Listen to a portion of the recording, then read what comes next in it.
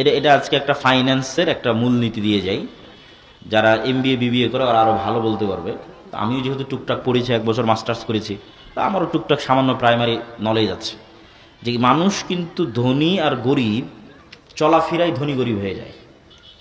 যার চলাফেরা ধনীর মূলনীতির মতো ধনী হয়ে যাবে, আর যার চলাফেরা গরিবের মূলনীতির মতো গরিব হয়ে যাবে। তো মূলনীতিটা কি? মূলনীতি হচ্ছে গরিব যদি আজকে 50,000 টাকা পায়, গরিব যদি আজকে 1 লাখ টাকা পায়, তাহলে চিন্তা করবে এই 1 লাখ টাকা দিয়ে কী করি।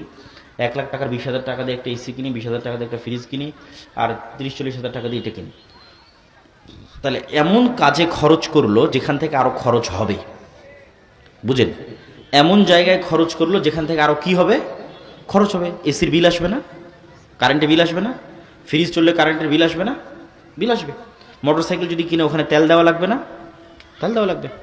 ও যদি মোবাইল কিনে মোবাইলে টাকা ঢুকানো লাগবে না, ইন্টারনেটের বিল দেওয়া লাগবে না, ওয়াইফাই নিলে ওয়াইফাইয়ের বিল দেওয়া লাগবে না। তাহলে এমন কাজে খরচ করলো যেখান থেকে আরো টাকা খরচের রাস্তা তৈরি হলো। এ গরিব হবে, জীবনে কোনোদিন ধনী হতে পারবে না, লিখে নেন। আর যারা ধনী হয় ওরা কি করে? ধনী যদি 1 লাখ টাকা আজকে পায়, তাহলে চিন্তা করবে 1 লাখ টাকা কি করলে আরো 5টা টাকা ইনকাম করা যাবে। জাস্ট এই এক সিদ্ধান্তে মানুষ ধনী হয় আর গরিব হয়।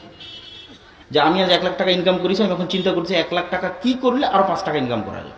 তখন 1 লাখ টাকা দিয়ে একটা গরু কিনলো, গরু কিনে বাড়িতে রাখলো, 3 মাস পর কুরবানি দিয়ে বিক্রি করে দিল। এই কিন্তু একদিন না একদিন ধনী হবেই হবে, আপনি লিখে রাখেন। শুধু এই সিদ্ধান্তে মানুষ ধনী আর গরিব হয়ে যায়। তাহলে ও কি কোনোদিন এসি ফ্রিজ কিনবে না? মূলধন খরচ করে কখনো এসি ফ্রিজ কিনতে হয় না, বিলাসী পণ্য কিনতে হয় না। মূলধনকে আরো টাকা বানানোর জন্য ইনভেস্ট করতে হয়। ওখান থেকে যখন আবার 5-10 টাকা লাভ আসবে, ওই লাভের টাকা জমিয়ে জমিয়ে যদি কোনোদিন আপনি 5 বছরে একটা ফ্রিজ কিনলেন, ওই লাভের টাকা জমিয়ে জমিয়ে আর 5 বছরে একটা এসি কিনলেন, তাতে সমস্যা নাই। কিন্তু মূল যে বেতনের টাকা পাচ্ছেন, সেই বেতনের টাকাটি দিয়ে মূল যেটা ধান বিক্রি করে টাকা হয়েছে, এই মূল টাকাটি দিয়ে আপনি এমন জায়গায় খরচ করলেন যেখানে আরো বেশি খরচ হবে, তাহলে আপনি জীবনে কোনোদিন ধনী হতে পারবেন না, মরা পর্যন্ত গরিব থেকে যাবেন। এই জন্য মূল টাকাটা ইনভেস্ট হতে হবে যেখান থেকে আবার কি আসবে, বলেন তো? আবার কি আসবে? আবার টাকা আসবে, আবার 1 টাকা হলেও ইনকাম হবে, তাহলে আপনি ধনী হবেন।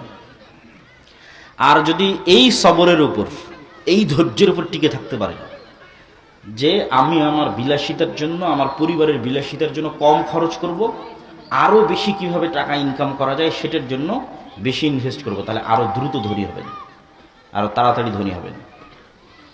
আর যে যত বিলাসী সে তত গরিব, যে যত বিলাসী সে তত গরিব, যে যত ত্যাগী সে তত ধনী, যে যত ত্যাগী সে তত ধনী।